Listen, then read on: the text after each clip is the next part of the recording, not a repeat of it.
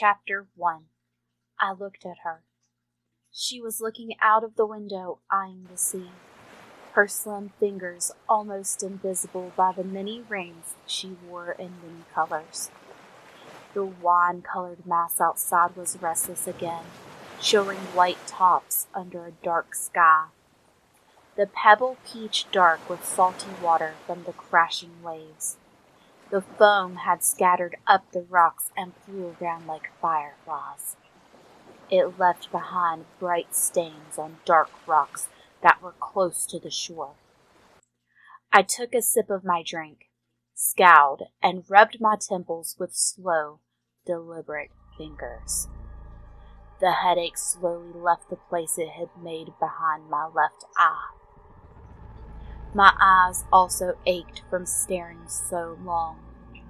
I turned my head for a moment to loosen my neck, but quickly turned back to her. I noticed the wind again, which was whistling an eerie tune outside. It was distracting me from my work. The way the wind was threading its way through the cracks was a puzzle for me.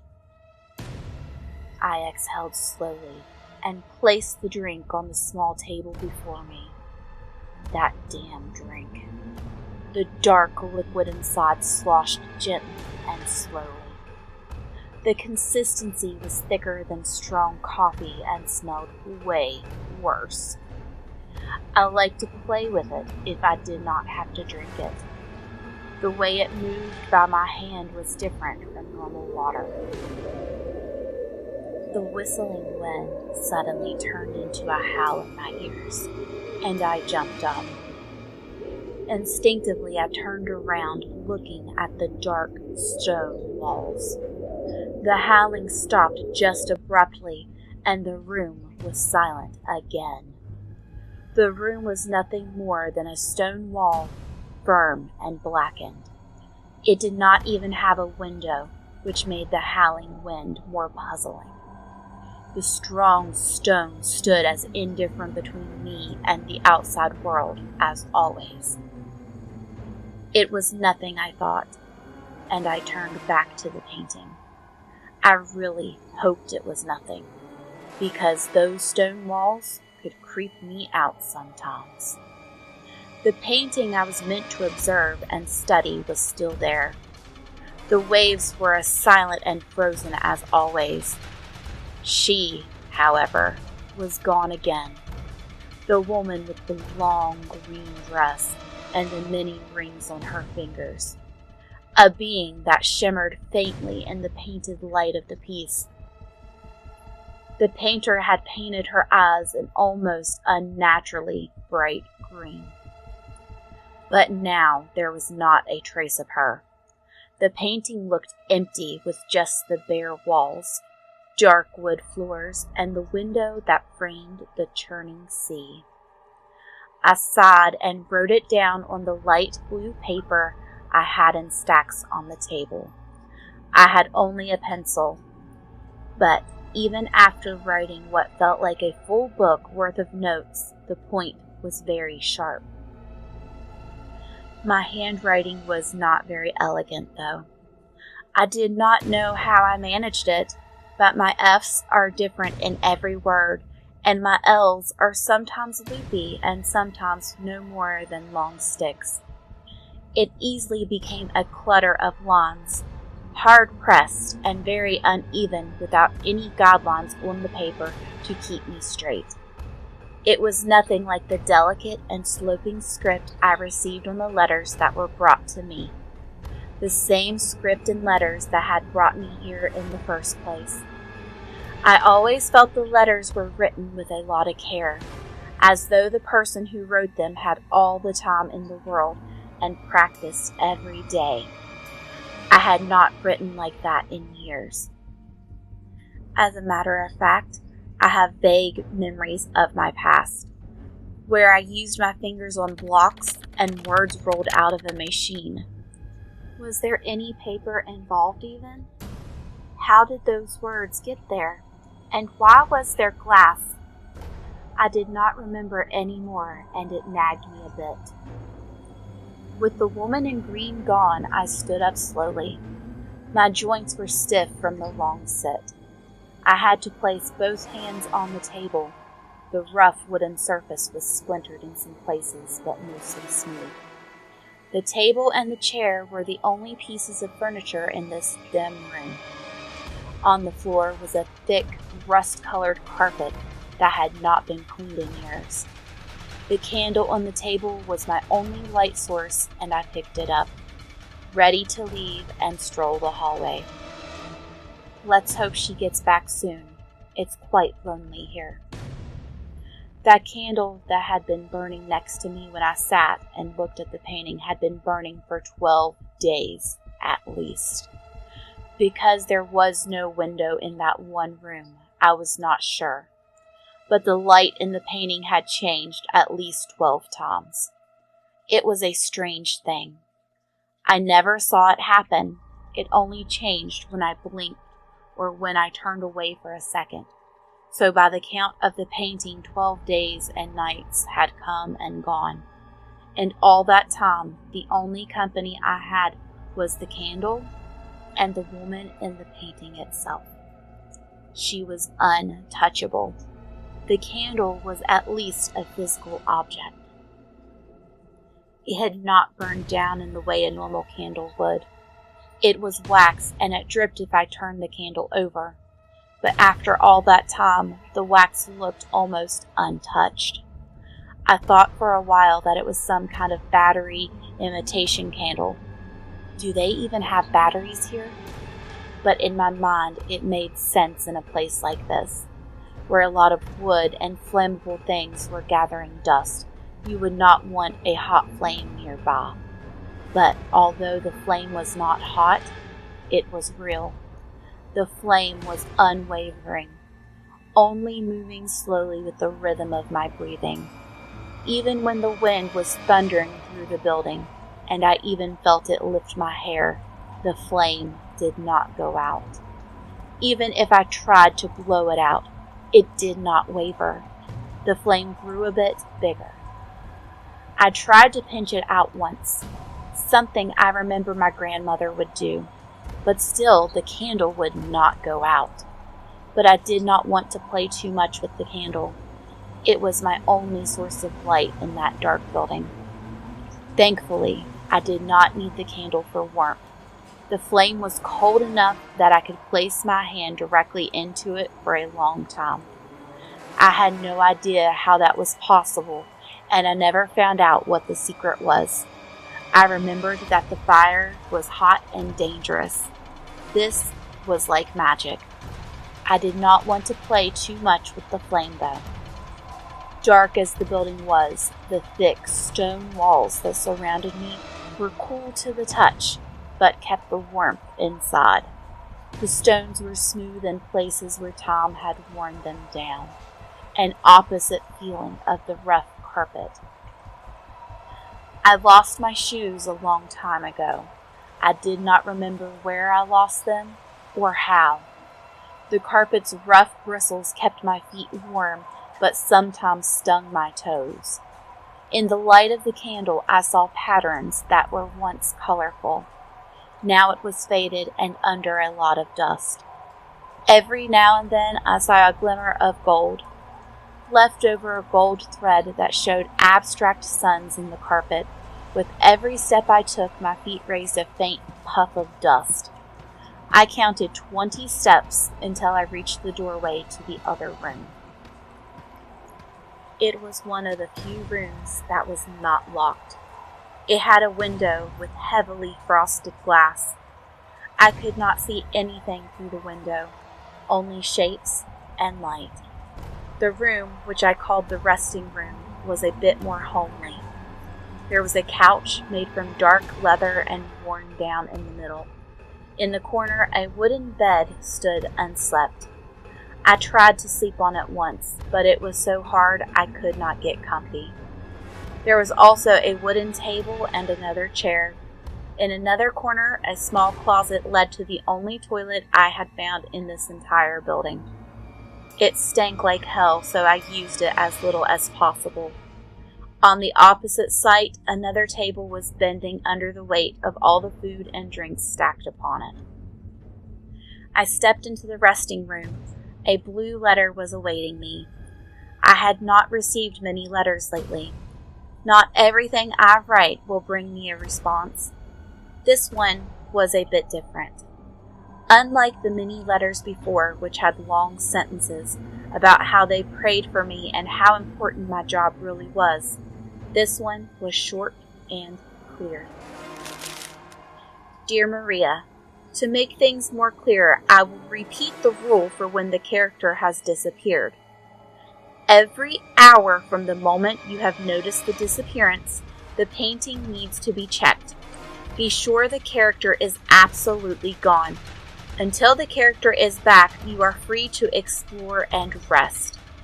When they are back, you can follow the previous rules. Write down every action and noticeable difference. By the yellow sun, we pray for your success. I put the letter away. I had a neat little stack of received letters, blue and pink colored paper, the only not brown color in the room. Dust drifted lazily in the candlelight, the only visible motion I could discover. I now had an hour to do whatever I wanted. What shall I do now? I pondered. There were two choices: to stay in the resting room and sit, or get the candle and walk around. At first, I found it fascinating to wander through the building. The long corridors seemed exciting. I had discovered staircases that led to sealed doors. A lot of sealed doors. Some passageways seemed to curl into dead ends. I mostly found dark stone and dusty cobwebs. One of the most exciting things I had found was a broken window in a room at the end of a long hall. It looked like a stone had been thrown, conquering the glass. The wind was chilling the air and the wooden frame creaked a lot. Without the glass, the outside looked a bit dull. Dark trees as far as the eyes could see. The wind made them sweep from left to right, and a swarm of flies tried to hold on to the branches for dear life. The flies were massive, mean-looking insects, and I did not like the thought of them flying in. I managed to fix the window. I had found some bits of wood and some cloth and tried to patch the hole in it. I tried to use melted wax from the candle to fix it a little bit better. The air became visibly warmer, but it did not stop the whistling. But this new kind of routine had become normal to me, or at least tolerable.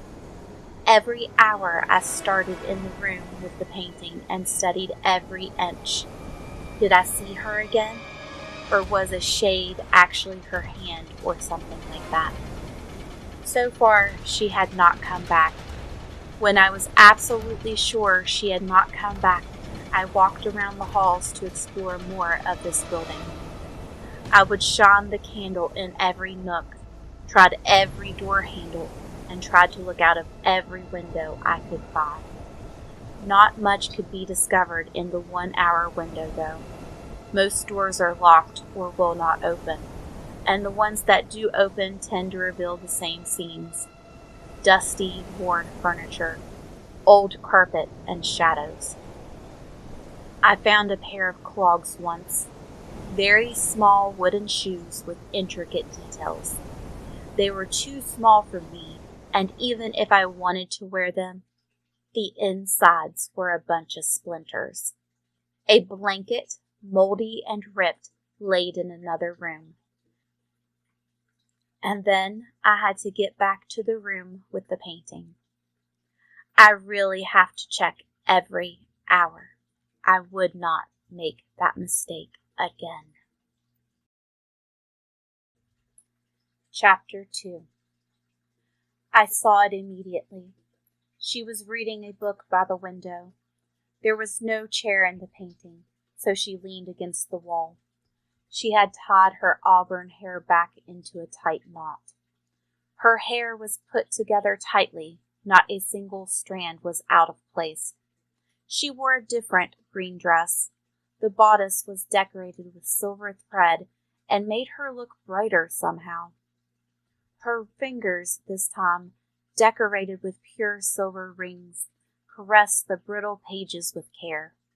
Her eyes looked downwards, the bright color not seen. The book itself was worn, the spine was frayed, and what I could see from the cover, it was a muddy, uneven brown. I did not know what held her attention this much. What words would entrance her like this? She did not pay any mind to the sea, which stressed calmly and gray. There were no waves this time, and the horizon was painted faintly. The lines between sky and water blurred to nothing. As always, the moment I spotted her, I had to take action. I had 10 minutes to grab what I needed for the next long sit. I rushed to the resting room and looked at the food table. It was always stocked with bread, cheese, pieces of smoked meat, and fish.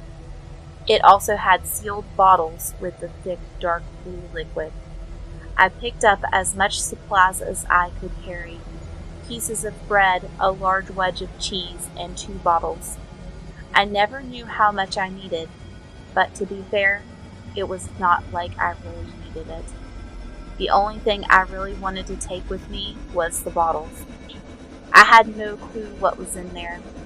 The liquid was unrecognizable to me, but it kept me awake and dulled the headaches I tended to have after a while of observing. I had called it the blue hole. For a short moment, I wondered who kept the food and drinks filled, but I realized I did not care that much. I had to do my job. A movement caught my eyes. The window that occasionally lit up the resting room was open. I did not know it could open like that. It was night. The little lights that I had seen as blurs for so many nights moved about. They seemed to be closer somehow. I had some moments left. I crept closer to the window, too interested in what would be outside. On the edge of a creek, where the grass was divided by a footpath, the lights played and danced around. I did not know whether it was the light or that the earth itself was bright orange. Maybe these were fireflies. I somewhat remember there were no fireflies where I lived. I found it unfair when I was little. Suddenly, one of the lights shone a lot brighter than the others. Was this normal? If it was not fireflies, it could be fire from people, maybe? The brighter flame shone brightly, like a fire that was fed something flammable. The tall blue grass shook. Something was moving through the tall grass. A man was running, pushing the long stalks away as fast as he could. The lights followed him. Was he running away? The man reached the footpath and turned sharply. The lights were still following him, but there were no hands that held them. They must be fireflies. The voice of the man sounded sharply through the stillness. Par le manche! Par le manche! He threw something on the ground, a piece of fabric, and ran away again. The lights came near but stopped where the cloth was thrown away. They looked like floating flames in different shades of yellow, orange, and red. I had no time, but the flame things seemed fascinated by the fabric. I closed the window, just to be sure those flames would not go inside. With my arms full of stuff, I quickly stepped down the hall and into the room with the painting. I put the food on the table and sat down in the chair, which groaned loudly. Maybe it knew it would be a long sit. I was stuck in that chair until the woman with the green dress had vanished again. I put the candle near the fresh stack of paper that was already waiting for me. I closed my eyes for a moment. Luckily, there were no consequences for blinking or looking away quickly, but leaving my post was no option. I tried it once, back when I started the job, and I had received the first letter.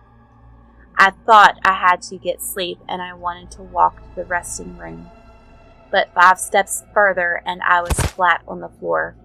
My head spun, my legs did not want to carry my weight, and I had the feeling I could not breathe. Panicked, I crawled back into the chair. With every inch I got closer to the painting, I noticed my breathing was easier. My head became clearer. A blue letter was waiting for me. Dear Maria, we noticed that you left your post without notifying us that the character had disappeared. We are praying for you that the high beast is fortunate for us and brings you back to your job. As the priestess of the high clouds once said, the footsteps seen lead us to the right path. May he lead you to the right path as well. Walking the royal road will make us true. Please stay where you should be and notify us of anything the character does. I could not stand for long. I could not step away. I could only watch the painting. I sighed and looked at her. How long do I have to sit here this time? Hours? Days? Weeks? Both the woman and the sea gave no answer. I played with the piece of bread I had brought with me. It was one of the few things I could do in those 4 days I was stuck again. Bread would not go stale, no matter how long it sat on my table. Nothing really rotted that I took from the resting room. This small loaf I had broken into a couple days ago was several weeks old already. How old the things actually were was hard to tell. And most interesting of all, everything still looked fresh. It sometimes seemed that time only ticked forward for me, and everything else remained in some preserved state. My hands found the cheese. That wedge did not get moldy or dusty. They still tasted the same, no matter what I did to it. The taste was also the reason I had no idea whether something would go off anyway. If you had not taken notice, the food is dreadful here. Even though everything is restocked on a regular basis, the amount of salt in the food was way too much. Even the drinks were salty. Those blue liquids seemed to be some kind of fruit juice, but they put salt in it. It tasted syrupy and metallic beneath a hint of sweetness. I did not think I would ever find out why this was the only kind of food and drink they gave me. I had complained about the food several times. The first time I bit into the cheese, I thought it was a very old ripe piece and it was normal. But then I took a bite of the bread and it was even worse. Using my precious moments of looking away from the painting, I wrote a complaint. Hi everyone, I think something is wrong with the food. It tastes wrong. I had to look back to the painting and the letter had disappeared. The response was shorter than my unfinished letter. Dear Maria, we will look into it. By the green grass, we hope you will see the path soon. I thought they would give me something else, something new. Nothing changed.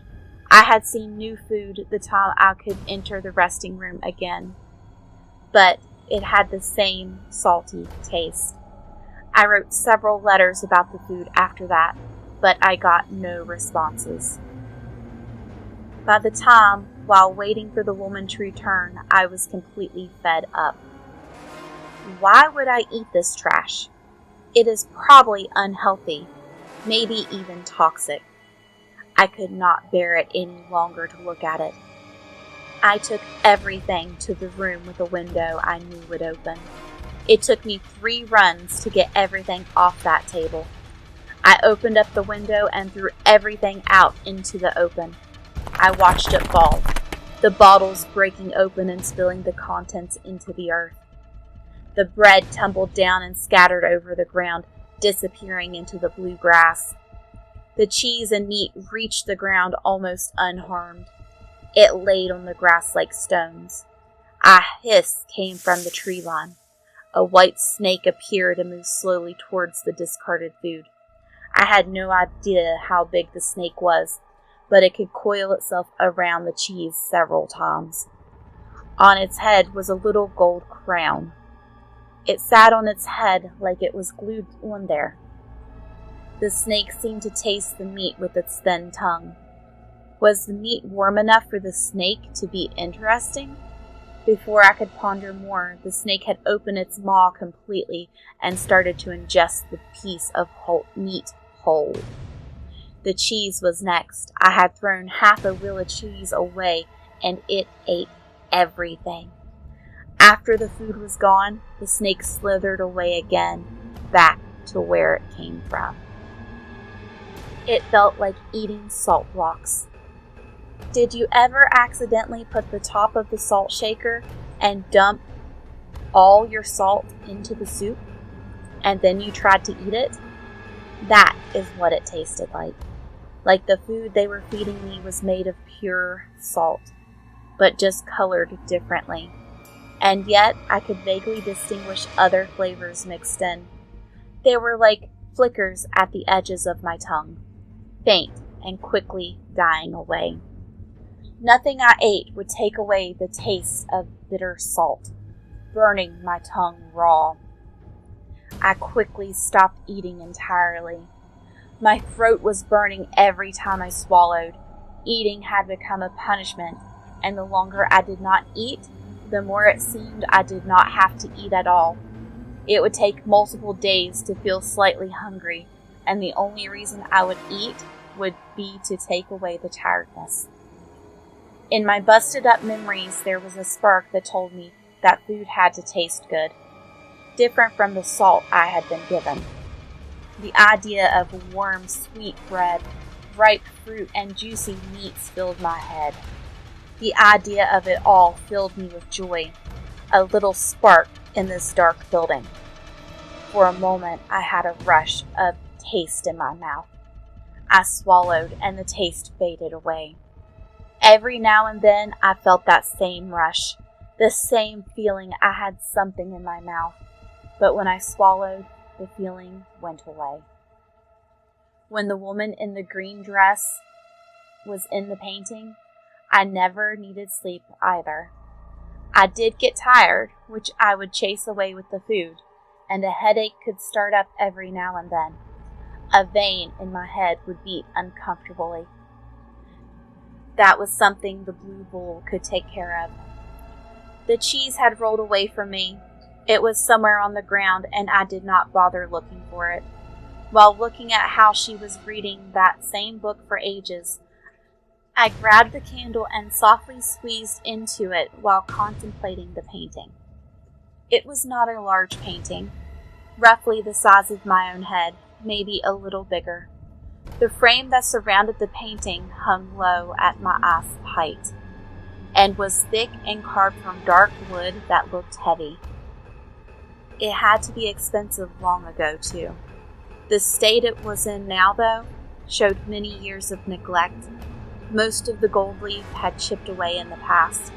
Only a few places were left where the gold clung stubbornly to the termite-eaten wood, and yet it had a strange attractiveness.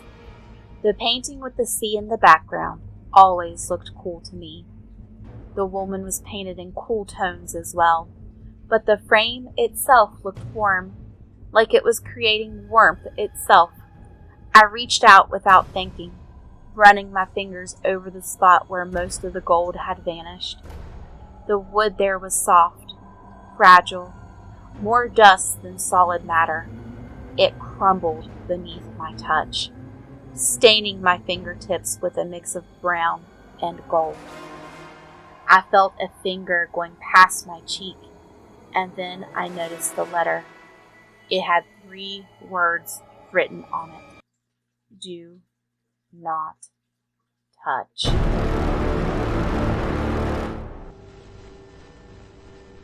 Some stories don't ask to be remembered. They wait. If you're still here, it's already too late. This has been Diamonds After Dark. See you next time.